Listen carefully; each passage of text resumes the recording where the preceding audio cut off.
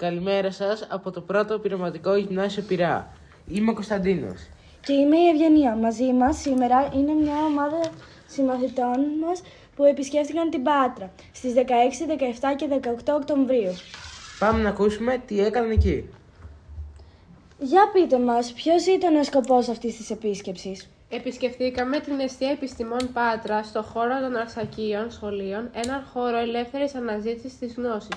Η Εστία Επιστημών Πάτρα στοχεύει στην εξέλιξη της επιστημονικής σκέψης μέσω της γέννησης προβληματισμών για την αναζήτηση των αιτίων που κρύβονται πίσω από τα φαινόμενα και της δημιουργίας διαλόγου που οδηγεί το μαθητή να κατακτήσει τη γνώση με τη δική του προσπάθεια. Στην αρχή περιηγηθήκαμε στα εκθέματα. Είδαμε το εκρεμές του Φουκώ. Είναι ένα από τα πιο εντυπωσιακά πειράματα στην ιστορία της φυσικής, καθώς είναι σε θέση να επιδείξει με απτό τρόπο την περιστροφή της γης. Επίσης, είδαμε ένα έκθεμα προσομοίωσης του Πυθαγόριου θεωρήματος, που αποτελεί ένα από τα διασημότερα θεωρήματα στον κόσμο των μαθηματικών. Μετά χωριστήκαμε σε δύο ομάδες και κάναμε πειράματα. Η πρώτη ομάδα ασχολήθηκε με πείραμα που αφορούσε το κέντρο βάρους ενός σώματος και η δεύτερη ομάδα με πειράματα που αφορούσε τα κύματα και τις οπτικές ίνες. Κατόπιν περιπλανηθήκαμε στην αίθουσα μαθηματικών και στους γκρούπους που υπήρχαν εκεί. Στη συνέχεια, κάναμε πειράματα με ζυγίσεις για να υπολογίσουμε το βάρος ενός σώματος. Πολύ ενδιαφέροντα όλα αυτά. Τι άλλο είδατε στην Πάτρα? Είδαμε επίσης το Αρχαιολογικό Μουσείο Πατρών.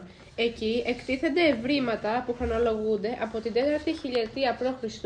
έως τον 4ο αιώνα μετά Χριστόν και προέρχονται από την πόλη των Πατρών, καθώς και από περιοχές της Νότης και της Δυτικής Αχαΐας. Επίσης, επισκεφτήκαμε την Αχάια Κλάους, που είναι η πρώτη νοπία και λειτουργεί το 1861.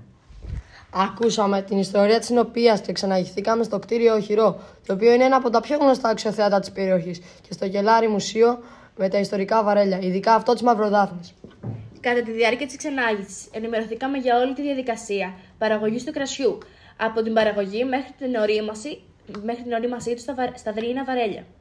Η Μαυροδάφνη είναι το διασημότερο κρασί που παράγει η Αχάια Κλάους. Σύμφωνα με την παράδοση, ο Κλάους ονόμασε έτσι αυτή την ποικιλία του κρασιού προς τιμή της αραβωνιαστικιάς του Δάφνης, μιας μελαχρινής όμορφης Ελληνίδας με μαύρα μάτια. Ένα άλλο διάσημο κρασί τους είναι η Δεμέστιχα. Η ονομασία της προήλθε από το μόνιμο ορεινό χωριό, το οποίο βρίσκεται σχετικά κοντά στα Καλάβρητα, με τους κατοίκους του, ο οποίος συνεργάστηκε ο Κλάους μόλις άνοιξε την εταιρεία.